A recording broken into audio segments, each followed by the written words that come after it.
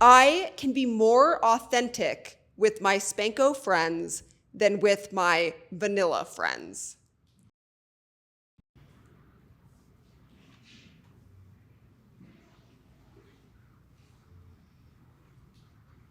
This is a really hard one for me, and there's like at least a 90% chance that I'm gonna pop over there when someone else talks.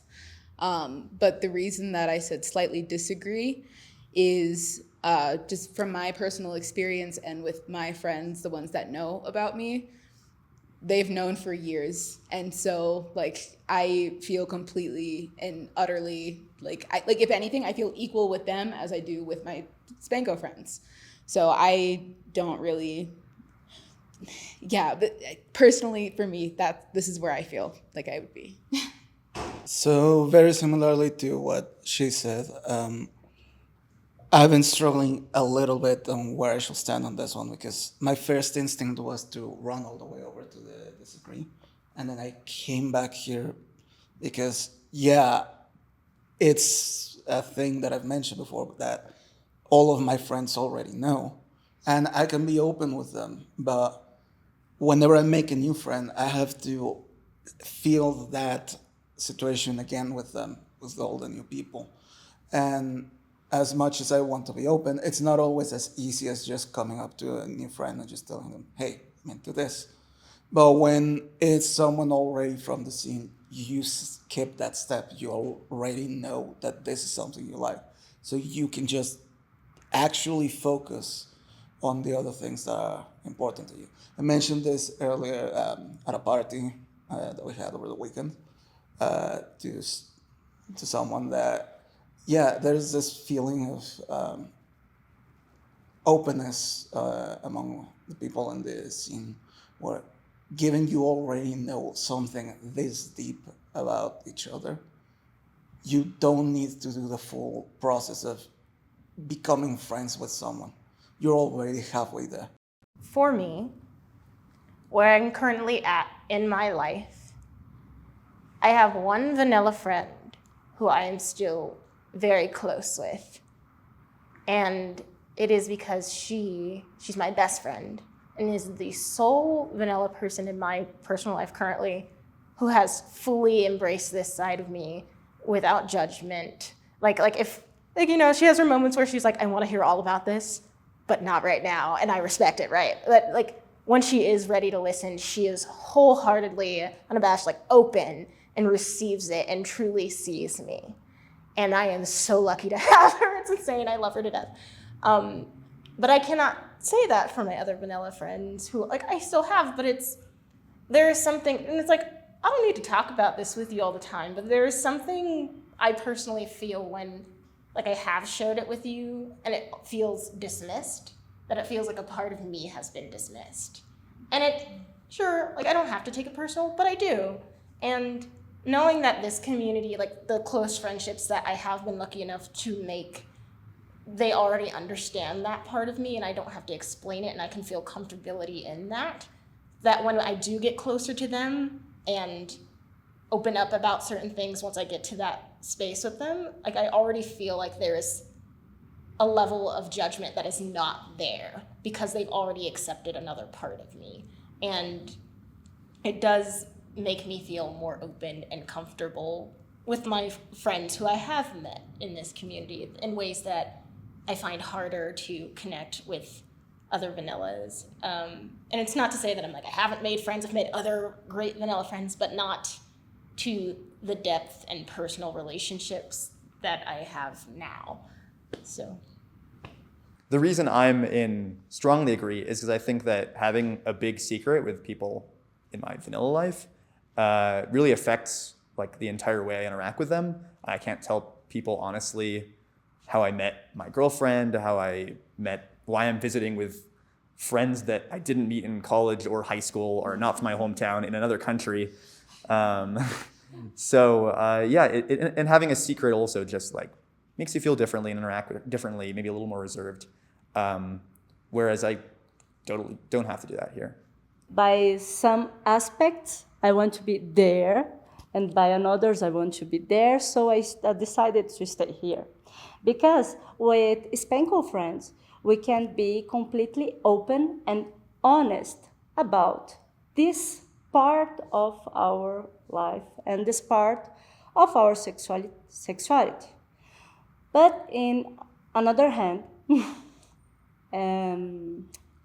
it's complicated because involve a lot of emotions. And for me, like mental health and balanced relationships are very important.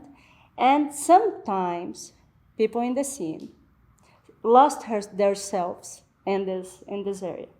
So what I can say is, with part of the people, I can be, of course, more open, but with another part, I'm a little bit scary to open so much. And I need to agree what he just said, because some people don't share informations that are important to maintaining the safe of the scene. I feel comfortable playing with people of very different ages than my own.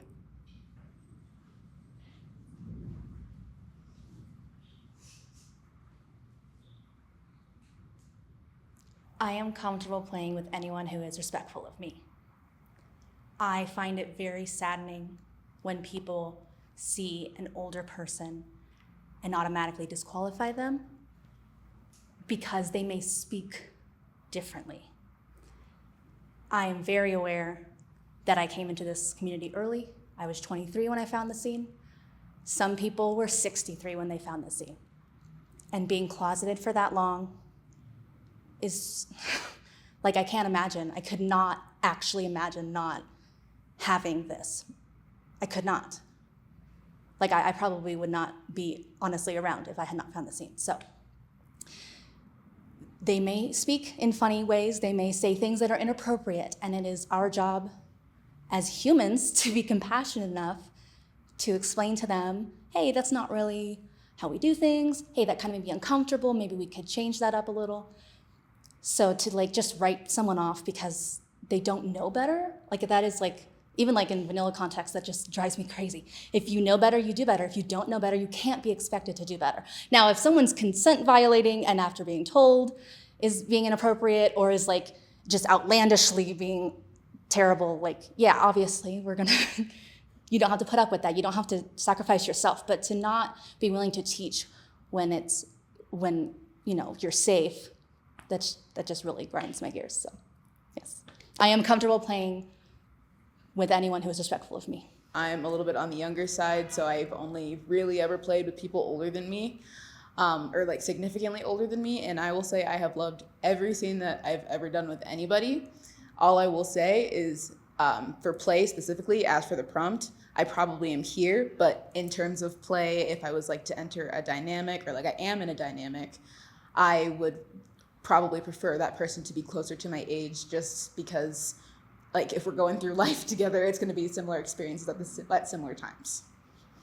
My background is, before I ever started doing any spanking play, I had sexual relationships with somebody 20 years older than me, and then another time somebody 27 years older than me. So it was already sort of, I didn't care what age people were. So that just fit right in with then starting to have spanking play with people. So I believe my spanking fetish was caused by childhood trauma.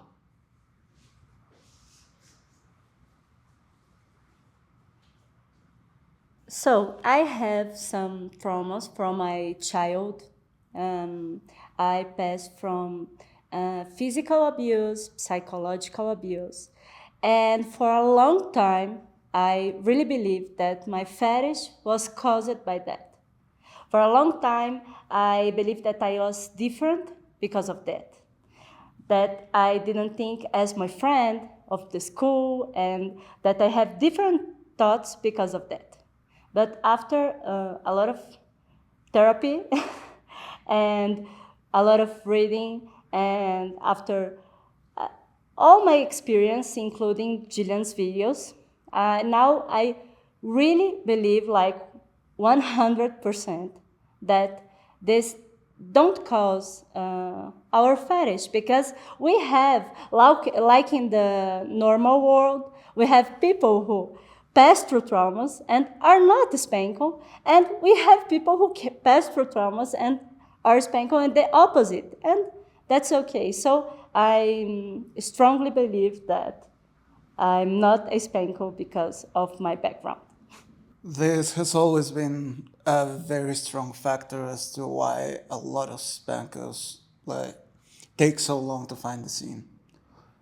It's very often that we hear this from people who don't understand our point of view in spanking, or even people who are in other branches of different kinds of sexuality, where they upfront bring up this stereotype, where spanking is always caused by childhood trauma, when in reality, a lot of us never went through that. I personally was never, ever abused. I was never spanked.